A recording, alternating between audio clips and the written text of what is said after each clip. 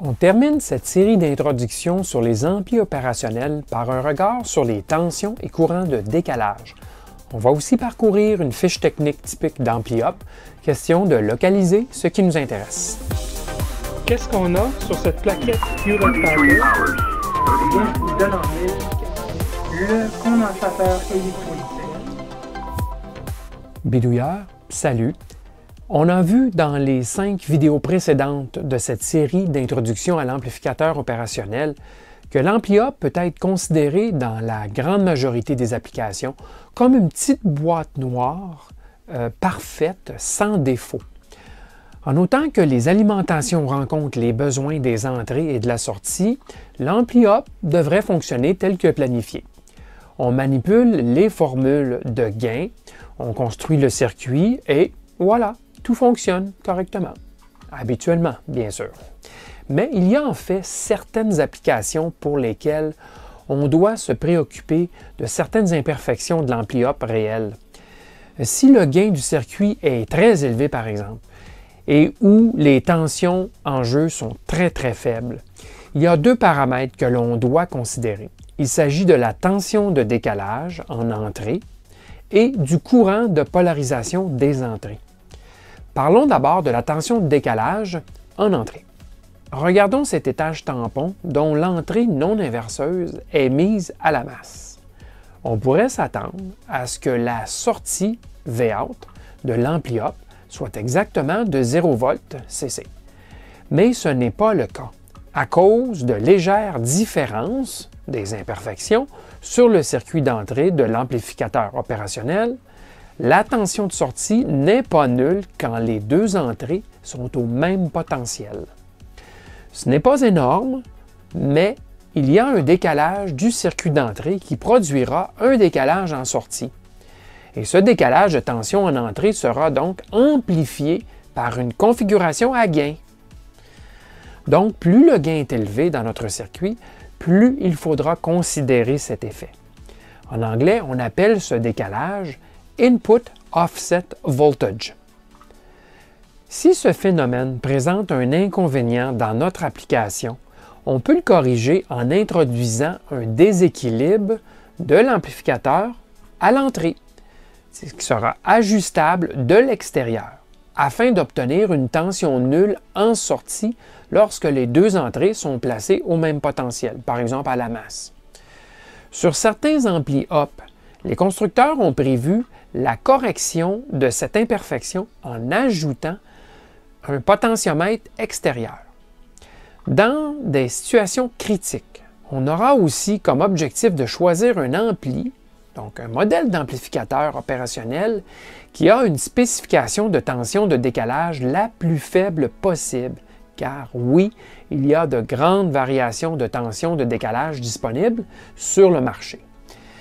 Vous devinerez bien sûr que les ampli-up plus modernes, ceux de dernière génération, s'en tirent habituellement mieux dans cette catégorie. Notez aussi que la température aura un effet sur cette tension de décalage. Il faudra donc refaire le zéro périodiquement. Maintenant, parlons du courant de polarisation des entrées. Vous vous en doutez bien, l'impédance d'entrée infinie des ampli-up n'est pas vraiment infinie dans le monde réel. Il existe de très petits courants sur les broches d'entrée des ampli-up.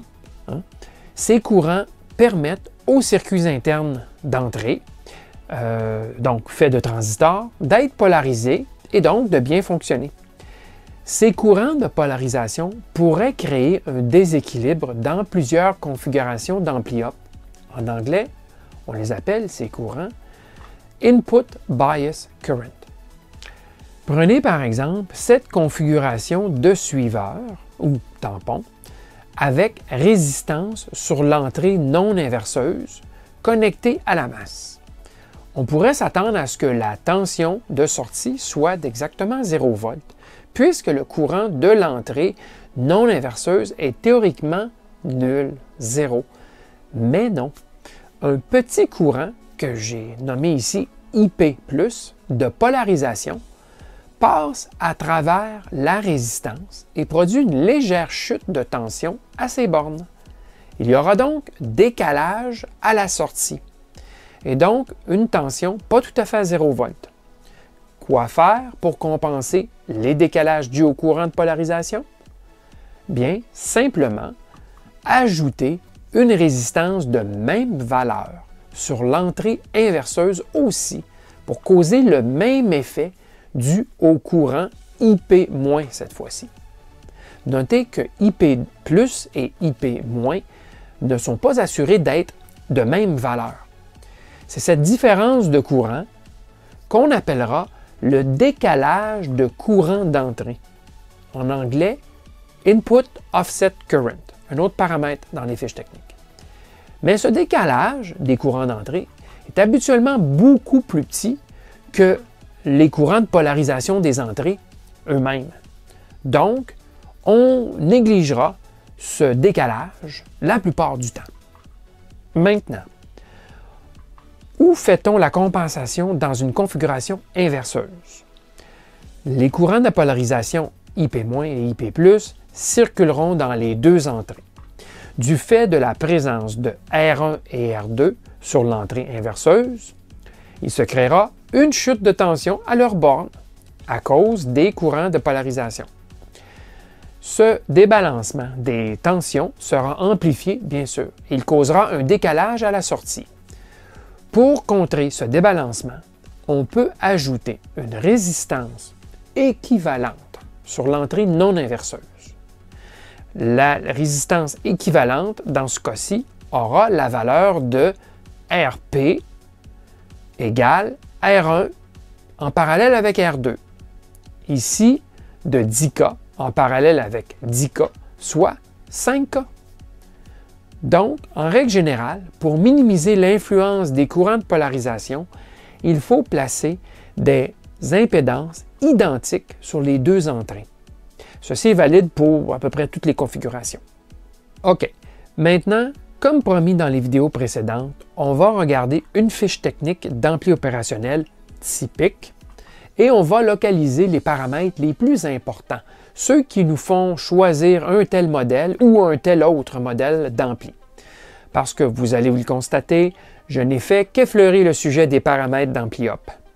Mais dans la grande majorité des applications de bidouillard, on n'est intéressé qu'à 5 ou 6 paramètres importants.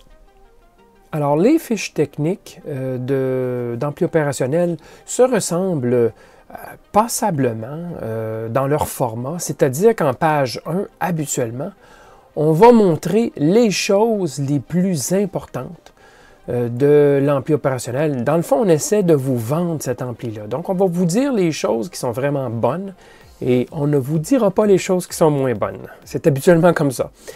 Alors, qu'est-ce qu'on remarque sur celle-ci? Bon, j'ai pris le Max 406, qui est un ampli opérationnel là, que j'ai utilisé dans une vidéo précédente. La première chose qu'on remarque, c'est les alimentations. Alors, on dit de 2,5 à 10 volts d'alimentation différentielle sur l'ampli-op. Excellent, si ça pourrait rencontrer nos exigences. Ça pourrait ne pas rencontrer nos exigences si on a un circuit qui nécessite une grande déviation, une grande amplitude du signal. Donc, tout de suite à regarder les alimentations. Par la suite, qu'est-ce qui nous tombe à l'œil tout de suite? Ah, les sorties sont rail to rail, donc qui vont qui peuvent atteindre l'alimentation supérieure et l'alimentation inférieure, VS+, et VS-. Alors ici, on a la sortie qui peut aller en haut et en bas complètement, rail to rail. Ah, on ne dit pas que l'entrée est rail to rail par contre. Ici, on dit que l'entrée peut atteindre le rail négatif. OK? Donc, ce n'est pas un ampli-op rail to rail en entrée. Par contre, il atteint le 0 ou il atteint le rail négatif. Donc, ça pourrait facilement rencontrer nos exigences. OK? Alors, ça dépend de ce qu'on cherche à faire. Mais on a remarqué l'alimentation. On a remarqué si oui ou non les entrées et la sortie peuvent atteindre les rails d'alimentation. Et croyez-moi, s'ils ne sont pas rail to rail, ça ne sera pas écrit ici. Ça, c'est clair. L'autre chose qu'on remarque, c'est le courant statique, okay, de l'amplificateur 1,2 microampères de courant maximum en attente, là, un courant statique. Alors, ce que ça me dit, moi, c'est que c'est un ampli-up qui, celui-ci, est conçu beaucoup pour utiliser sur des circuits à pile, parce que ça consomme très peu de courant. D'accord? Alors, ça, c'est un choix qui pourrait ou ne pourrait pas être important. Alors, ça, c'est les choses qu'on remarque le plus rapidement sur une fiche technique d'un ampli up, d'accord? Sur la page 1, on va aussi nous montrer habituellement un circuit typique, mais pour un ampli up, ça veut plus ou moins dire quelque chose. Si on veut s'attarder un peu plus, on peut lire la description où là, on va nous dire vraiment, on va reprendre un peu ce qui est écrit ici en texte. Donc, ça va vraiment nous mettre plus en confiance avec la capacité d'utiliser cet ampli up-là dans notre circuit. D'accord? Alors, on va décrire, on va aussi souvent parler des boîtiers utilisés. Dans ce cas-ci, les boîtiers ne sont pas marqués sur la page 1, mais souvent, dans le dernier paragraphe, on va nous donner les boîtiers qui sont disponibles pour cet ampli-up-là. Alors, dans le cas présent, c'est à la fin de la fiche technique, où là, on liste, on met tous les boîtiers, toutes les options de température, et tous les boîtiers avec les versions. Vous voyez qu'il y a beaucoup de suffixes de disponibles. Alors, ça, c'est un ampli-up qui est très garni, comme on dit. Alors, ça, c'est la page 1. On remarque ces choses-là habituellement très rapidement. Donc, on s'attarde sur la page 1. Par la suite, on peut aller voir, si vous voulez, à la page 2 ou 3, où il y a les caractéristiques qu'il ne faut pas dépasser, donc maximum absolu. Entre autres, la tension, on nous avait dit jusqu'à 10 volts, mais remarquez, on peut aller en forçant jusqu'à 12, sans dommage, mais il ne faut pas dépasser ça, d'accord? On est dit aussi qu'on peut forcer les entrées, 0,3 volts plus haut que l'alimentation et 0,3 volts plus bas que l'alimentation, sans danger. Par contre, on est en dehors des spécifications mentionnées. Mais il ne faut pas dépasser ces chiffres-ci, d'accord? On sait qu'on peut faire un court-circuit ici et qui pourrait être continu sans danger pour l'ampli opérationnel.